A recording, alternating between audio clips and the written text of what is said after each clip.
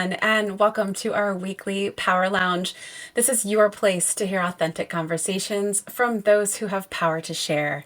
My name is Amy Vaughan, and I am the owner and Chief Empowerment Officer of Together Digital, a diverse and collaborative community of women who choose to share their knowledge, power, and connections. You can join the movement at www.togetherindigital.com. And today we have a true powerhouse joining us. Keenya Kelly is the CEO of Keenya Kelly LLC, based in sunny San Diego. Keenya is a force to be reckoned with in the world of vertical video marketing and consulting. She's not just about business, she strategically empowers entrepreneurs to develop winning video and funnel marketing strategies. In just 3 short years, Keenya has built an audience of over 500,000, ranking an impressive 2 million in revenue in her business. That's million, 200 million, 2 million. That's amazing. That's not all. She has been the secret weapon for thousands of business owners, helping them scale and thrive in the online marketplace. Kenya's magic doesn't stop there, folks. Recently, her work has done wonders in the TikTok marketing platform, helping clients soar to over 2 million in just 10 months. Partnering with Keenya means tapping into a powerhouse of influence. Her brand resonates deeply with strong female influencers and entrepreneurs, making her a game changer in the digital world. Buckle up, listeners, and get ready to be inspired. Keenya, we're so excited to have you here with us today. You are in the right place in the Power Lounge because this is your audience. These are your people right here. We're so excited to have you with us. I'm so excited to be here. Thank you. Absolutely. And we've got some very timely things to talk about, don't we? For Today as well, sure. right? As in all things digital, the world Hmm. never stops changing. But first, we always love to kind of come back to the space of grounding ourselves in, where we all got the start. And I would love for you to share a little bit with our listeners about your career journey and what led you specifically to focus on video marketing and in particular, even vertical. Like if we want to get that nerdy, like let's do this. Yeah, yeah, for sure. So I think my entrepreneurial background kind of started when I got into network marketing in college. I got recruited into a company, and my mentor was very, very, very good. I mean, I had a lot of success in the company, but he was someone that forced me to read books, because I just, all I knew was what I had been taught in school, and he really forced me to read books by John Maxwell, Robert Kiyosaki, Zig Ziglar, and all them, Jim Rohn, and like I started doing these big presentations and like just being this kind of personality in my company, and eventually I left that company, but I still had this knowledge of like what I saw people do. Like I had never seen somebody make $100,000 in a month. And then when I got into network marketing, I was like, people make that in a month. It just wasn't on my radar because of, I just grew up, poor. And so because I was at my jobs making whatever I was making, I still had this knowledge that there was something more. And I just made a decision one day that I wanted to get into entrepreneurship. So my first business was actually a trade show out of Virginia where I would get hundreds of people to come to learn how to care for curly hair. And I just became this event producer. So that was like my first career. Yeah. Yeah. I think what you were just stating there reminds me of a statement that a fellow Together Digital member once said to me before I myself even landed in the Hmm. path of entrepreneurship is what you can make for others is finite. What you can make for yourself is infinite. And sort of once you kind of open your eyes to that and you're like, oh, wow, especially again, like growing up in a lower income family, it's like, oh, wait, what? You're telling me that there's more Hmm. out there to be had? Yeah, Okay. Yeah, I'm curious. My interest is piqued. exactly. Let's talk about Hmm. making that money and building that Exactly. generational wealth. Yeah, exactly. So it's kind of like I just knew that there was so much more, and like with the digital world, like what happened for me was that I started, I think it was like 2016, there was an app called Periscope Oh, that yeah. Twitter had put out. And I Uh huh. started seeing people doing this thing called live streaming. And I was like, what is that? And how are they Yes. making money? And so I had my job and I was like, I'm just going to get on here and see what's going on. And through that time frame, I just started teaching people everything that I've ever known from my jobs, and people really wanted to hire me to consult with them. And I was like, I didn't even know anything about the consulting world, none of that. Uh-huh. And the first person paid me $25 for an hour, and I realized I'm onto something. Uh-huh. It's time for me to start building that and not continuously building what I had going on with my job. Yeah, that's so interesting. It's so funny. Periscope, I 100% remember it. We were so jazzed as marketers about it because it's Hmm. like there's so many things, again, as industry folks that we get excited about because we see the potential and the opportunity, but then the consumers aren't ready for. And, Yeah. I said we're gonna talk about some things today in the world of video marketing and vertical TikTok, obviously. Yeah. But like Vine and Oh yeah. Periscope, those were huge. Hmm. And we were ready as marketers, but the people were not quite yet, Correct. right? Yeah. Hmm. Um, Absolutely. Oh my goodness. So how have yeah, wait, I jumped ahead into my questions. I'm sorry. So, okay, yeah, let's talk about what inspired you specifically to focus on vertical video marketing in particular, and what do you think sets it apart from other traditional marketing methods? Because obviously video is pretty vast and there's a number of ways, right, in which you can use it. There's long form, there's short form, there's traditional, there's cinematic. There's so many different ways in which we can leverage it. What is it about vertical and short form in particular that gets you so excited? For sure. So when we first started building my business for the longest time, it was like more so horizontal, Hmm. vertical video. We did a lot of live streaming, and it wasn't until 2020 hit, and we all knew something was happening in the world. We didn't know what was happening, and I always pray for creative strategies and all that. And while I was praying, I felt like I'd heard God told me to get onto TikTok, and nobody was talking about TikTok. I only Hmm. knew about this thing called the Baby Shark Challenge from like 2018, Yeah. and but I was like, well, the worst thing that could happen is that I get on this app and nothing happens. And so I really just spent the whole 2020 like learning about the app and trying to create content there while still doing what I was doing with long form horizontal content. And once I had my very first viral video, I realized that there was something special that was happening on this platform that wasn't happening anywhere else. And so the brand that I had been building on all other platforms, I said, well, let me add TikTok to that mix. And TikTok was the only one of them that made me explode. I kept Hmm. watching my influence and all this stuff just dramatically just Yeah. go through the roof in a way that it had never happened before.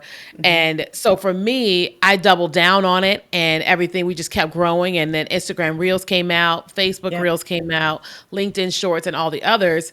And the more that I've been learning it and teaching it, I realized one of the things that's happening with vertical short video is that the average person has a very short attention span. Hmm. And so when you've got short content that's vertical, everybody's always carrying around their phones. Hmm. You've got people who always have access to content, and they can Right. watch a 20-second video, a 30-second video a lot faster. They can watch many of them than watching one long video. Yeah, yeah. You make a couple of good points, and it makes me think about that time span too, right? In between when we had Periscope and Vine and when TikTok came about, right? I think Hmm. the impetus of COVID really sort of kind of pushed certain things into play into consumers, Hmm. and it's part of it sometimes native technology, right, kind of being built into our phones, better lenses, better cameras, better Yeah. storage, right, so we can Hmm. capture content and videos that and we kind of tend to keep our phones vertical versus horizontal when we're Correct. capturing, even just kind of by nature and the way we hold our phones, the quality, the usage of our videos, kind of throw all those into the mix. Plus, yeah, we're all stuck at home on our Hmm. phones and we can't connect. But then the way we feel connected and more human is by sitting down and seeing each other do funny TikTok dances, or, relating through each other through these TikTok stories. And I think that the algorithm specifically within TikTok, as far as like the kinds of content that it was delivering and things like that, wicked smart in what it was delivering and what we kind of wanted and needed to see kind of at that time and Yeah. place. Mhm. So I think that in that instance, where Vine and Periscope were just a little too soon, it was just like that perfect storm, right? For Yeah. TikTok to sort of be there, right time, right place. And I Mhm. do remember some past webinars and conversations we had where it was just really cool to see folks that, again, like you said, you just kind of hopped on there and you started noodling around and you had this wild opportunity. It's like, this is what I love about digital. It can feel like the Wild West. You just get out there and you Yes. do something lo-fi and it's like, boom, like a Yes. million views. Exactly. It's so cool, and I think that's such the fun thing about it. It's like you're out there gold, you're mining for gold, right? And sometimes you strike Yeah. it, and that's why you kind of Mhm. have to just you have to play, you have to get out there, you have to try it. I think Yeah. sometimes we get fatigue, right? We see stuff and we're like, oh, another video platform. I'm not gonna bother. Well, Right. you might be Yeah. missing that opportunity. I agree. I mean, there's so many people who wish they would have jumped in on TikTok when it was like the moment in time, so to speak, in 2020 and 2020 or whatever.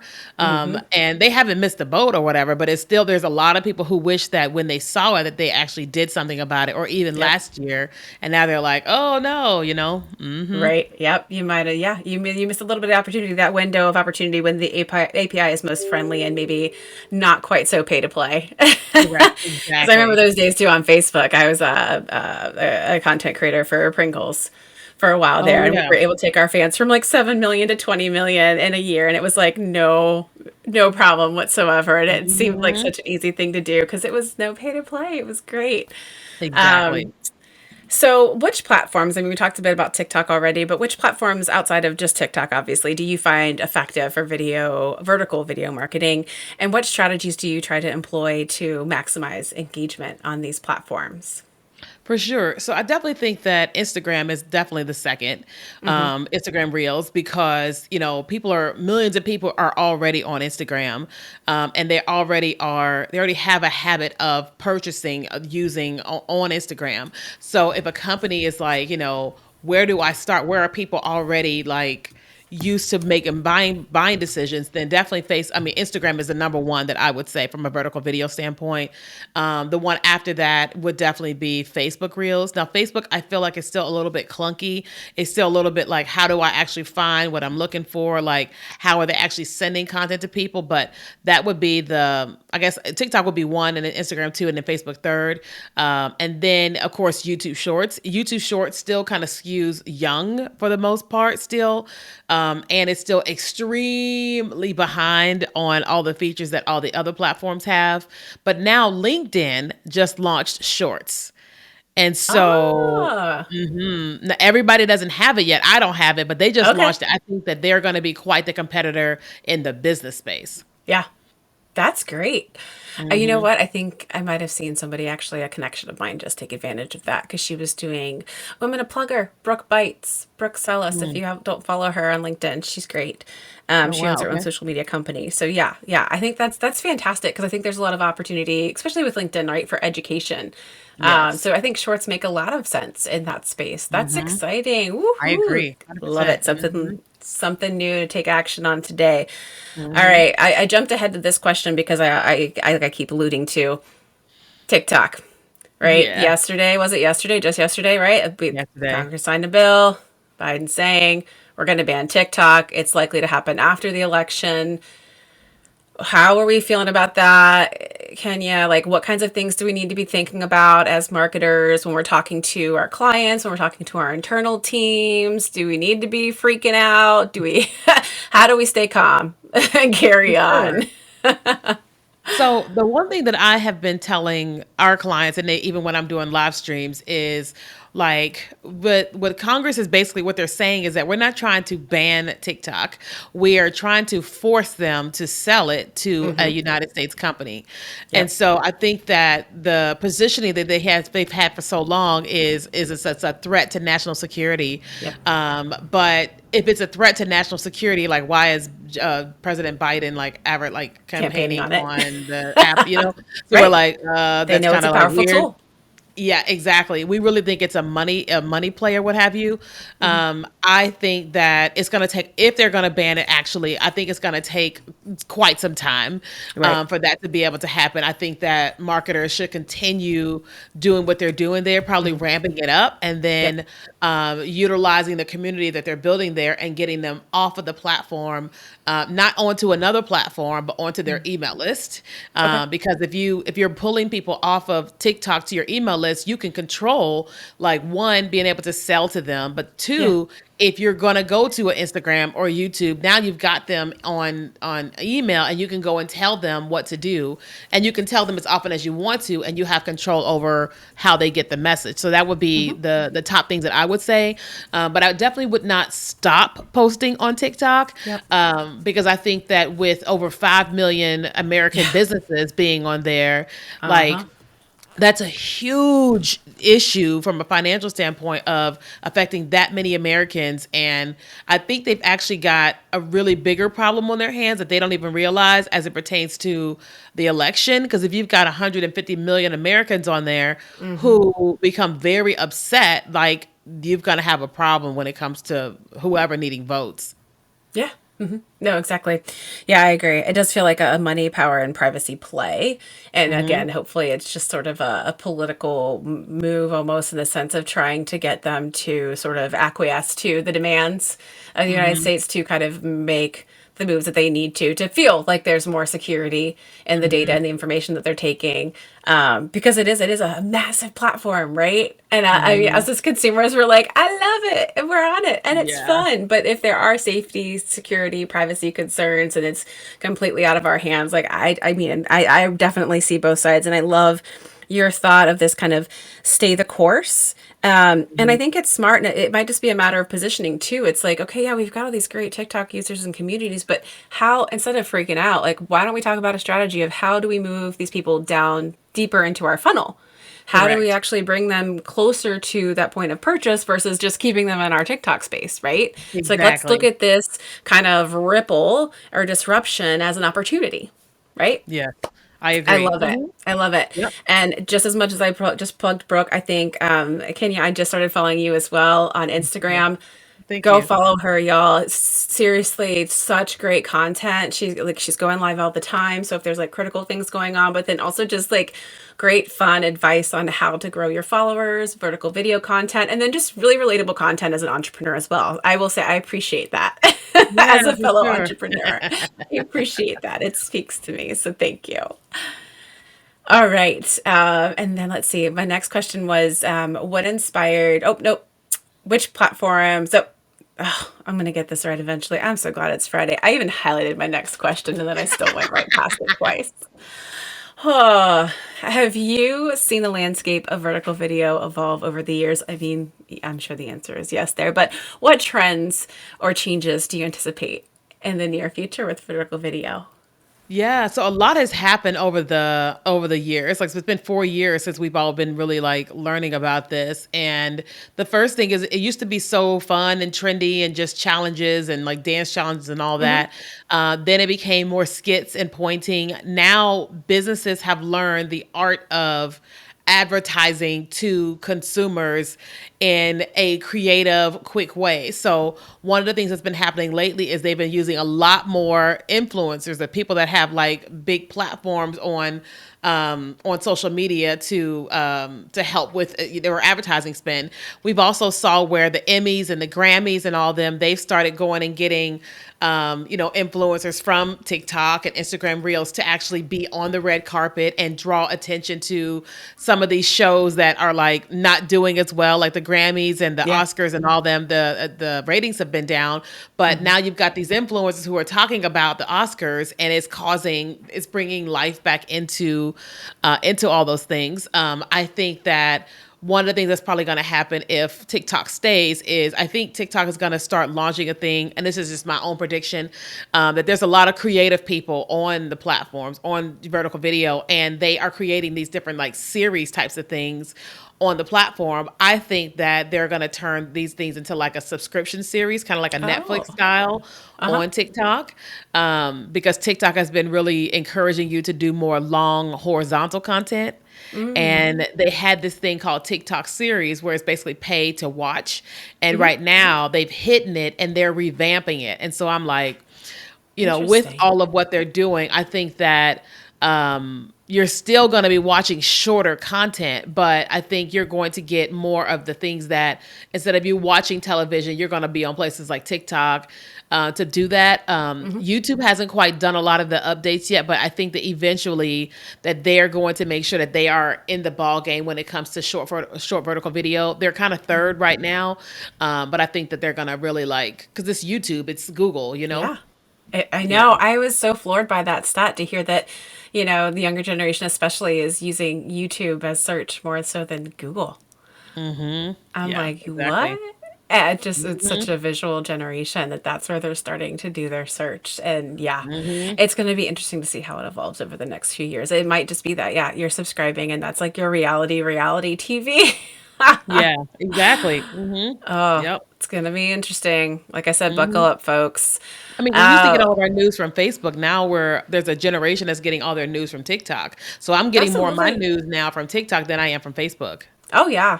Well, because it's Mhm. just more bite-sized and concise too, right? And Yeah. I think it's Mhm. sometimes more grounded and more real and I don't know, like it just feels less overproduced and less sensationalized Mhm. sometimes. Like, Yes. yeah. I get it. Yeah. I get it. Exactly. Mhm. I get it. So let's talk about a short form video in the context of benefiting businesses. What are some Mhm. common misconceptions when it comes to using short form video for business? Because I think a lot of companies kind of shy away from it or they just don't really explore it. Yeah. What do you So think one that of the is? things that, they tend to feel because many business owners knew about it in 2020 when they were stuck at home or their kids or their grandkids were showing them these funny videos. And so they still have the thought of, oh, we have to dance, we got to be goofy, we have to do things that are off brand for us in order to have success. And that's because they haven't really gone back to see what is it today versus what it was, 4 years ago.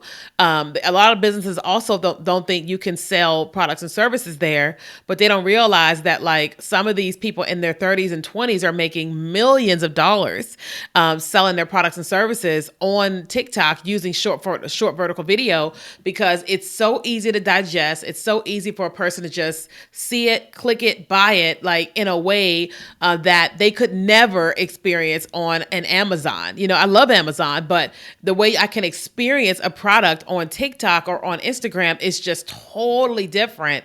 And so I think businesses don't really understand the power of what is going on there. And they think that people aren't really making money on there.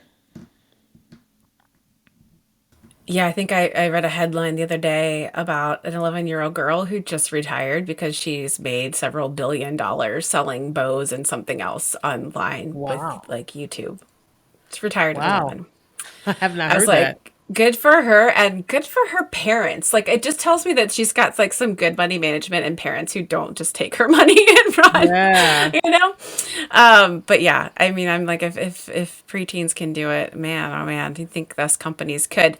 So, for those who are Mhm. interested in starting to kind of look at short form video as a way to maybe grow, scale their business, or even just begin to leverage it for their business, what would you say are some of the most important elements for a successful video marketing strategy then? For sure. So one of the first things is really understanding what platform that you're on. Okay. So if you're using a platform like TikTok, it's important to know that you can't act like you're on Facebook. You have to come over to the TikTok platform and you've got to spend some time watching content there. But you don't have to watch just any kind of content, but you really need to watch content of watch some of your competitors, watch people who are in the whatever your product space is or whatever your offer is, and just really start digesting what is happening there. But not only that, you want to. I always have our clients. We say, take a look at the video that caused you to stop and watch to the end. Why did you stop and watch this video? What were you experiencing? What made you watch that? What made you want to take action? And then do that a bunch of times until you really start to see a theme of what you're experiencing. Like a lot of businesses don't realize that when you're creating content online, people have so many things that they want to see and want to experience, and they don't come online to experience us. They come online to experience what they want to experience, Right. and we are the commercial to their entertainment. So we've got to show up in a way that doesn't that when they're scrolling on social, that they actually want to stop and watch what it is that we're doing. And so Hmm. businesses have to learn the art of creating what I call scroll stopping content. Okay.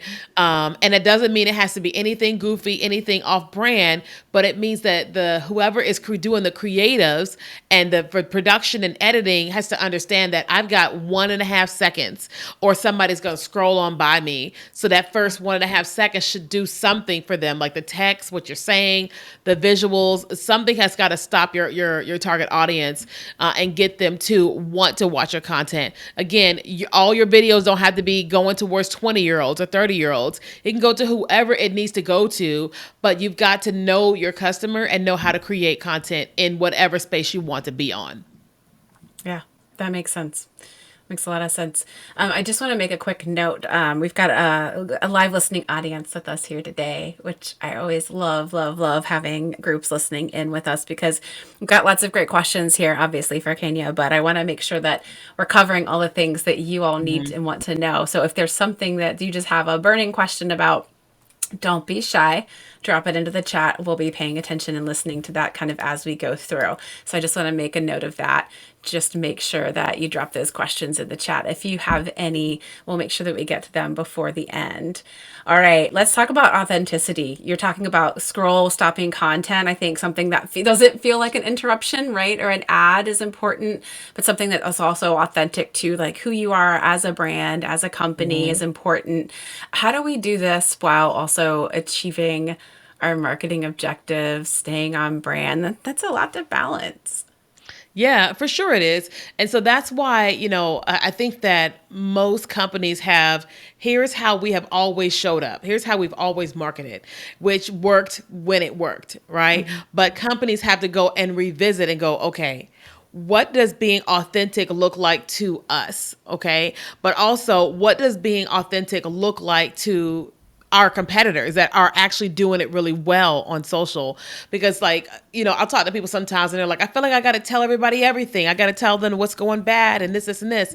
But the truth is that you don't have to do all of that. You just Hmm. get to go, okay, how do we truly connect? How do we truly feel about what we do and who our customer is? So we have a lady that I know of. She teaches women over 40 and 50 about menopause, right? And one of the things about her authenticity is I am in menopause, right? I am someone who is trying to figure out why my body is doing this, why my body is doing that, because no one has ever taught me either. And so the more Hmm. she talks about her menopausal journey and all the women she has served, it is truly connecting with every single woman that is going through it. It's connecting with the men, with partners that are going through it. And it's basically saying, oh, she's not superhuman. She's just like me. And she's a gynecologist, doctor, all the things. But Yeah. it makes you truly, truly, truly connect with her, and her brand. I've Hmm. seen other like social media strategists who have been like, I don't know what's going on with Instagram today. My content is flopping too. I lost Uh-huh. X amount of followers this month. Hmm. And the more that you're just allowing people to experience the actual brand and not, because, a lot of advertising can be just made up. We just say things to sell things. Yep. But instead of saying things to sell things, what if we're actually talking about why we started this, customer testimonials, and real authentic things Hmm. that are just true to people. I mean, I'm Hmm. 43 and I'm like dealing with perimenopause, menopause, and I'm like, I don't know what's Yeah. going on. I'm taking this vitamins and this vitamins, and people can relate to that. Yep. I agree. I think there's a lot to be said about relatability, vulnerability. Nobody likes a know-it-all. and, Right. and nobody does know it all, especially about menopause, because, there ain't a whole hell of a lot of research out there about it. Because, Correct. we only really started doing clinical research for women in the 90s, you know? Exactly. And so I think just the whole idea of, trying to figure it out together and being open to that and learning it and figuring it out together. I think that's such a great approach. And I was doing a talk yesterday about with the the Better Business Bureau about brand reputation and kind of it reminded me a bit of talking about you mentioned brand testimonials And I'm not like Mhm. a huge Chick-fil-A fan because of some of the things they've done in the past. And I'm technically, not technically, I am a vegetarian, so I don't eat chicken. But I love the testimonial ads that they have been doing where they bring in Mhm. customers and then pay them to share their experiences Yes. of these like everyday little nuanced things, like this couple whose caterer just like the day before their wedding canceled on them, and they were like, we went to a Chick-fil-A the first time we like got to meet together in person, and they, like, Chick-fil-A came and catered their wedding, Mhm. things like that. I think it's just really cool, and again, authentic way to sort of bring that experience into light in a way that feels relatable, vulnerable, Exactly. and fun. So, Mhm. and it builds trust, Exactly. right? Because it's not like you're like, Yeah. we're the best. Look at us. We saved their day. It's just them and then like the restaurant manager that they worked with in order to kind of make the whole thing happen, right? Yeah, exactly. Yeah, people we loved a good person. You know, everybody wants the good person. And a company can be a good person by just being a good company. You know what I mean? And they Yeah. just want to know, they just want to hear from you. They want to experience you. That's like when people on TikTok cancel companies or cancel CEOs is because they've done these really bad things. And it's just like, when are you going to just be human? Like just Yes. connect with the human. That's why Toms have done so well because Hmm. everybody knows every time you buy Tom's shoes, they donate it and do this. And you're Yep. like, people just love that, you know? Yeah, that model is amazing. Well, and I think too, it's Hmm. like it's all in the execution, right? Like, Chick-fil-A in that example could have just sort of championed themselves and pat themselves on the back Hmm. as like being the heroes of the story, and Yeah. kind of done a completely different execution in that video. But instead, they just have a simple setup of like the white sweep background, the couch, and the couple, and the restaurant Hmm. manager, Yeah. right? Like just keeping Hmm. it so simple, I think makes a lot Hmm. of sense. I love I that. agree 100%. Hmm. Yeah, it's all in the execution and how you own that. All right, you've shared a couple of examples, but I wondered if you could share maybe some other success stories where some of your strategies maybe have helped businesses achieve high growth through vertical video marketing. Yeah, so I have one specifically. I love to talk about. Her name is Dr. Anna, and Uh-huh. she is a pediatrician, and she sells different products like naturopathic products for moms or families for that have children. And one of her things was she wanted to be able to reach people that on TikTok and on Instagram. And so I told her, I was like, well, tell me some of the things that you believe. And she told me, that was kind of conflicting with traditional medicine. And I said, Mm-hmm. okay, well, why don't you go ahead and take that stance? Like one of the things was about food and potato chips. And so I said, take a stance and say, I believe this over this. Mm-hmm. And so she basically went into the grocery store and she said, I know we know that potato chips are bad, but did you know that these are not actually vegetables? Like, those little veggie strips or Veggie something like that. straws. Yep. Yeah. And so she showed them and she's talking about them in the grocery store and she posted on TikTok. She goes away. Well, in 3 days, she gains 80,000 followers I love because the it. people who were like, what? Were Yep. like, who is this and what are you talking about? And when they all reached her, they were like, we want more of this. And as a Mm-hmm. result, her business started to grow. But one Love of that my example. favorite ones is probably Mercedes. Mercedes, she had a full time job as a VP of marketing, and she started in mystery shopping. Where you go to a store and you're like, Yeah. they don't know you're a shopper and you get paid. Uh-huh. And she was playing around with her business. She was just like, oh, whatever. So she came to us and we taught her how to create short vertical video. She was basically in the line of at Target getting ready to check out. And she said, let me just do one video. So she goes around Target really quickly, recording herself, spying, looking at different things. And she edits the video, posts it on TikTok. She went super viral and she made $20,000 in 7 days, more than she had ever made in her business. She doubled down on it and started using that same marketing on Facebook and Mm-hmm. Facebook Reels. And fast forward, she's now made over $2 million in her business. Wow. That's incredible. That's Hmm. incredible. I think it's amazing. And it just, I love that you said this. And I think I've said it before in past episodes. It dawned on me several years ago. I was working at a video marketing company and we were doing short videos that we used Hmm. on social media and for our clients. it just really kind of struck me at some point in my past life. I was a copywriter in marketing and Hmm. advertising. And it just struck me that it's like, I think if brands looked at the opportunity of having a tone of voice, for as much importance and effort that we put into a tone of voice for a brand as in a point of view, a Hmm. POV. Take your Yeah. TOV and turn it into a strong POV like you did with Hmm. those veggie straws. Yes. People respond to that. They want you to have values. They want you to have a point of view in the world, and it's going to help you find the people that are your truest, most loyal, most likely customers. Hmm. Yeah. I love that. I love that example because yeah, I mean, as much as I like those veggie straws, yeah, she's right. Yeah, 100%, Oh, they're breaking my brain and my world. Mhm. Was like, "Nope, that's But not good it's for you." true. Mhm. It's true.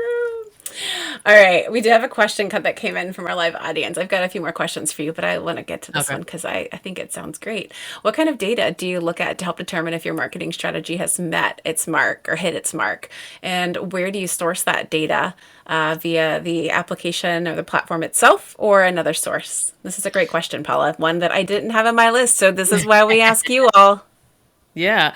So my number one thing is, first of all, what is your goal? Okay. Mm. So I have had clients that say, I want to go viral. I want 10,000 followers. And I'm like, but is that the real goal? You know, we have an attorney. She's an immigration attorney. And she said, I want 10,000 followers. And I said, do you want 10,000 followers or do you want more clients? She said, I want more clients. I said, okay. So our marker is her getting clients. Okay. So I Mm-hmm. said, all right, let's develop a strategy where no matter how many followers you get your desired result. Okay. So we did a video. I think the video had like 6,000 views on it. That was it. And she came in Monday morning. Her team was going crazy. And they were like, what did you do? And she was like, what do you mean? They said, we got 121 calls over Woo. the weekend and they got 10 paid clients.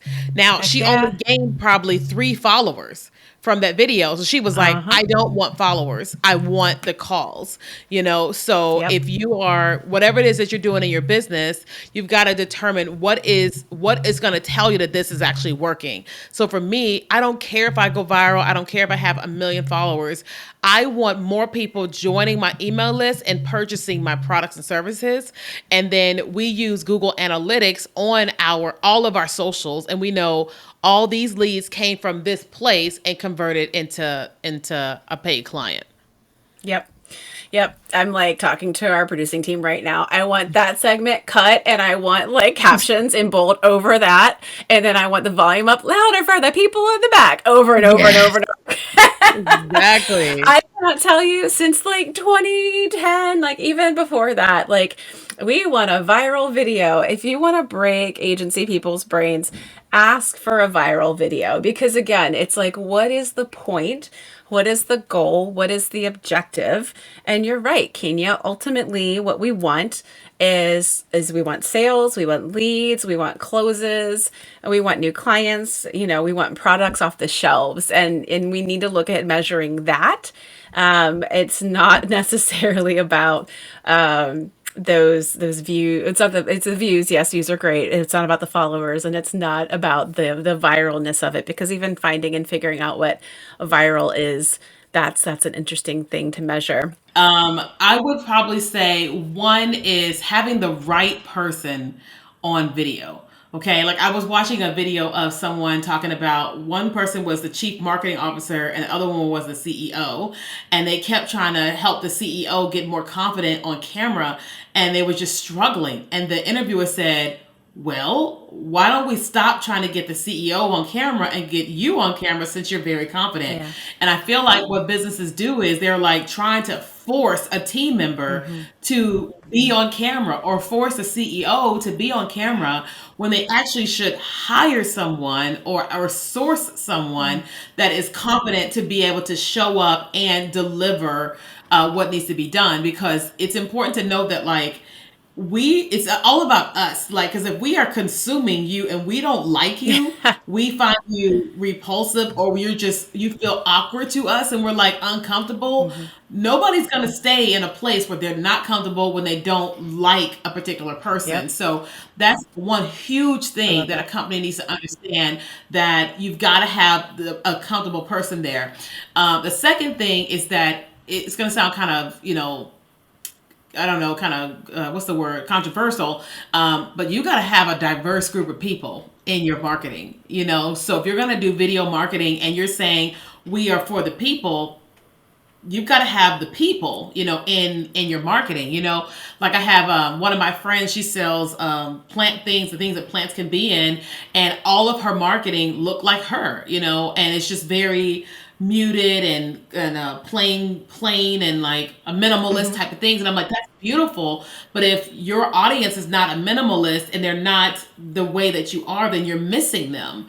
And she said, what do you mean? I was like, what about the college student in your marketing? What about the man in your marketing? What about the Asian person? What about the Muslim person? What about the woman who's wearing a hijab? How are you connecting with those different people? And she was like, oh, my products are for them. And I'm like, they want to see themselves. It's like more than ever since 2020, everybody is like, hey, if I can't see that you are for me, then you are against me. And Mm. that's kind of like, not everyone, but there's this like stance of how people look at marketing now. And so if a company is going to be implementing video marketing strategies, it's really important that they are, standing by that, we are for you, and Yep. you should show up in their marketing. It's kind of like Chick-fil-A. Chick-fil-A has made it clear, because they have had, like, I've seen so many commercials of like employees, and they're like instances when like employee did something for someone, and like, or like you said about the couple that like had Chick-fil-A cater their Yeah. wedding. It's like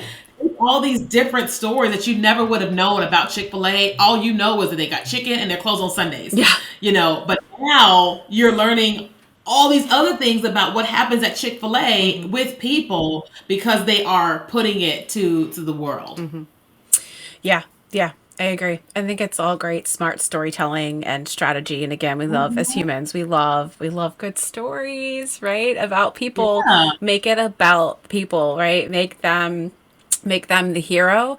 And Mhm. having been a former creative director, having had to do 2 days worth of shooting with talking heads of executives for a major bank that shall remain nameless, I can totally appreciate not forcing, not just for the sake of those who are having to create the videos or view the videos, but even for those executives themselves. They did not enjoy that project any more than the rest of us, having to get in Yeah. front of the lights, in front of the camera, and just be fed lines, and then forced to read them again and again, because it's like you're just never going to get any kind of intonation in their voice, or like variation in their tone or anything. Yeah. It was like, they just, some people just aren't meant to be in front of the camera, and that's kind of okay.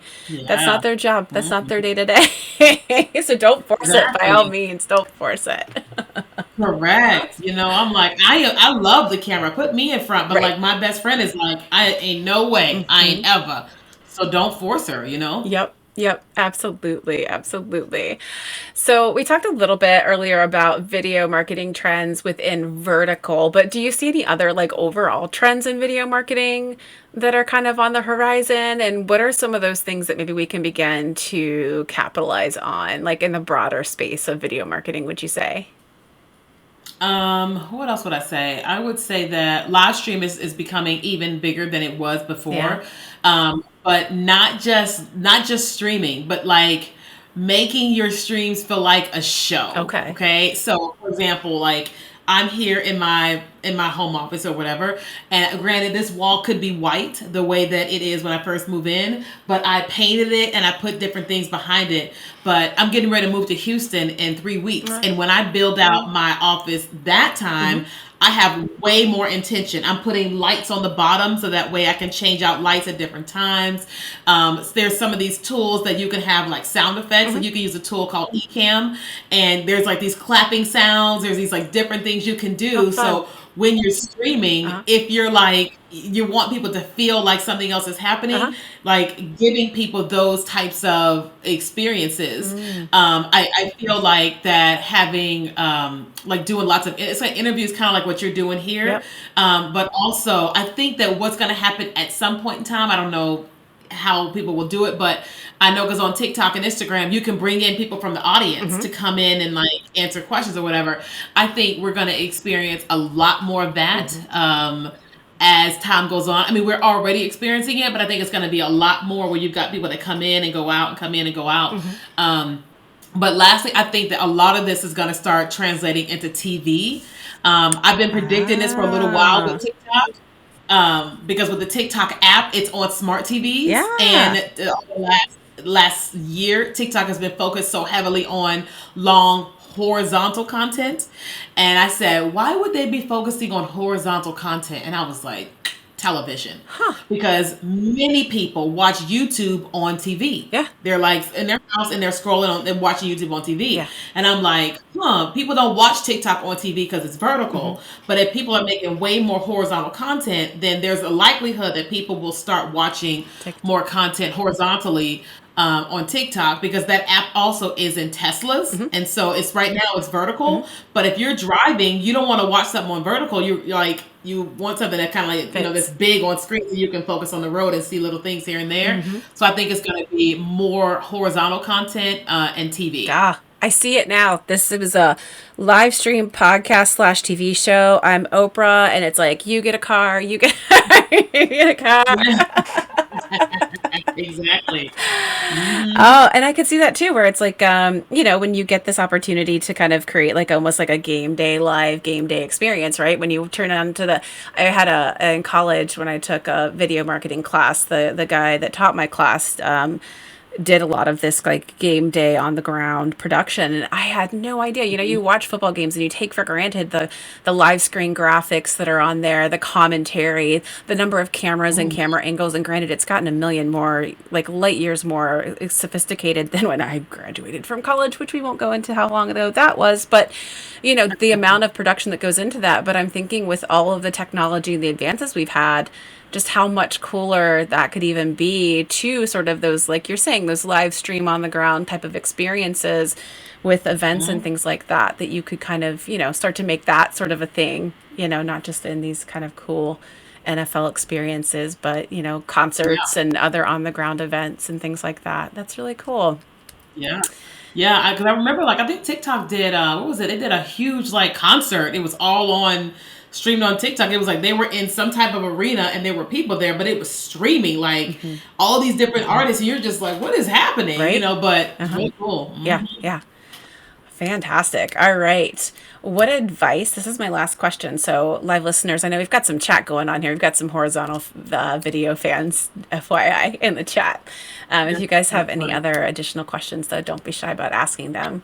But I believe this is my last question that I have for you. Kenya, what advice do you give to our entrepreneurs or influencers who are looking to leverage short form video to grow their brand, their business, and their reach? Yeah. So my first advice would be come hire me. Yes, I can help ma'am. you. No, but seriously, the number one thing that I would say is, like, if you're just getting started doing it, I would 100% start watching content on Hmm. TikTok, and don't watch it from the standpoint of, oh, I like cats, I like dogs. Go and search for your industry or a couple other, like, professional industries, and start binge watching the content there and how they're doing it, like how they are engaging with people, like, how they're starting their videos, the middle of their videos, the end of their videos, because you really got to come up with a framework of what in the world is happening before you can actually start creating. Because the average person, when they start, they feel like they just have to point and click and say whatever they're going to say outside or whatever. But it's really important to, like, to learn. Okay, so first, don't just point, shoot, post thinking it's going to do what it's going to do, Yeah. and then you're going to get frustrated when it doesn't do what you want. You really want to spend some time going, okay, so if the Wall Street Journal is doing this and Delta Airlines is doing this, Chipotle is doing that, and start watching and getting a theme, that's going to help you kind of get started. The second thing is you've got to learn how to utilize whatever platform that it is. It doesn't matter which one you start on to actually create, but you've got to spend some time learning how to use the features on the platform, because to go live on YouTube or post a YouTube video or create a Facebook post is very different than creating an Instagram reel, Hmm. than creating a YouTube short. You want to spend some time learning how to use the different features, because for you as a company, you want your campaigns to be successful. You want your videos to be successful. And the best way for them to be successful is for you to actually spend some time learning how to do what it is that you want it to do versus just wishing, hoping, and praying. And when it doesn't do what you want it to do, you give up on it. Yep. Makes a lot of sense. Do some research, do some studying, know your platform, know your audience, know your business, Yeah. right? Stay true to you, Mhm. right? Stay true to yourself. Don't go out there acting like everybody else. I think people are going to see that and be like, yeah, who are you trying to be? What are you trying to do? You're Exactly. not kidding me. You're Yeah. not kidding anybody else. Mhm. Fantastic. Kenya, this has been such a fun and awesome conversation. I love, I guess if you can't tell, just nerding out over all of this stuff. This again is a constantly evolving platform. It is such an exciting space to watch as it continues to grow and evolve because it's a constant space for opportunity. It's a constant space for learning and growth, which is again very much what I'm about, what our community at Together Digital is about. So I was so thrilled when we had the chance to connect and bring you into the community and into our space, so that you could speak with our group and our community. Let's see. Oh, we got one Thank more you so question, and much. we've got a few minutes. If you don't mind hanging out for another minute. Yeah, I don't mind. I'm like, I got my hand over here because my cat is trying to get on camera. So that's why you Katie see can me make an like appearance. We don't briefly, mind. I love because it. she is like, hi, let's be here. And I'm like, no, I'm live. You're playing goalie. So Julie was just really wondering, how much should I concern myself with personal versus professional accounts or content? I'm assuming, Julie, you're speaking from like a entrepreneur standpoint. So if I'm incorrectly speaking, feel free to correct me in the chat. There is some overlap and some divergence audience wise. And this is a great question. How much should I concern myself with personal versus professional accounts or content? So I think it really depends upon what is your company. So my company is Keenya Kelly. So the Keenya Kelly brand can be personal and business. If I was creating content as If You Brand It, which is our company name, then I wouldn't be sharing any personal content. I wouldn't be talking anything about my cat or anything like that. It would be 100% about what we do for our clients, who our company is, who we serve, and things of that nature. So the Keenya Kelly brand, when I'm creating content online, you're gonna see me talking about social media marketing, entrepreneurship, how to make money, systems, processes, funnels, and things of that nature. You'll also see me saying, hey, I'm at this conference this weekend, or I am getting ready to move to Houston. Here's some of the struggles that I'm dealing with as an entrepreneur. You'll see me be more emotional about like overcoming divorce and all that type of stuff because the Keenya Kelly brand is a human. It's not a corporation or what have you. So it's really important that you go, okay, what is the actual? Because I don't really know what you do, Julie. You've got to determine like who is showing up. Is it you, the brand, or is it the company brand? Yeah, I think it's important to think about that, the goals and objectives for you and your personal brand versus your brand as a business. I think that does make a lot of sense because there is a little bit, right? It's like almost a Venn diagram. There are some places where that might overlap. And I haven't gone through this Mm-hmm. exercise myself personally, but I think somewhere kind of in the back of my head, I've done a little bit of that, right? Where there's like overlap of me as an individual and who I am and what I represent, my mission, my values, my purpose as a person. But then obviously there's a lot Mm-hmm. that overlap within that and the Together Digital space. But obviously we're two separate things. So there's like that overlap. So sort of where I share and show exactly what you're saying, Kenya, is like, that personal aspects of who I am as a person and sort of where I express myself and share things maybe more vulnerably is the more Yeah. personal brand, right? But I wouldn't put any of that on the Together Digital stuff, right? That would be Right. something completely different. So hopefully, Julie, that helps kind of give you some of those more specific places where you would consider, Yeah. not sharing certain things versus other things. So like if to even get more specific, like I have obviously I have we have Instagram for Together Digital. I would never put anything Amy Vaughan brand in Together Digital, right? But I have an Right. Amy Vaughan account for myself, and then I actually even have my own like personal Instagram that I keep Mm. private for just like my friends and family. Oh, Because I would okay. never technically like I have kids, so I wouldn't like put my kids on like that necessarily. Like I Right. might, but it's like you can't like see them that closely or anything. So a lot of Mm-hmm. it's just really kind of sort of going through the time and exercise and kind of deciding what's comfortable and right for you, right? Yeah, exactly. 100%. Yeah. Well, thank you for the question, Julie. I hope that was helpful. And thank you, Kenya, again for sharing all of your thoughts, ideas, and advice. They're spectacular. Again, everyone make sure that you follow her. LinkedIn, Instagram's another great place to follow her as well. We'll include that in the show notes once we get everything posted up as well. We'll go ahead and call it a day, everyone. I think Kitty's trying to make another appearance. Oh yeah, he's not kidding around. She was like, "Hello." No, later. She's like, I've been holding out for like 50 minutes now. Come on. Yes, yes. I'm like, girl, what is going on? Fantastic. All right. Well, we'll let Kitty get her time then. We'll wrap it up here. Thank you so much again for your time, Kenya. Everyone, we hope to see you all next week. Take care. And until then, everyone, keep asking, keep giving, and keep growing. We'll see you all next week. Bye, everyone.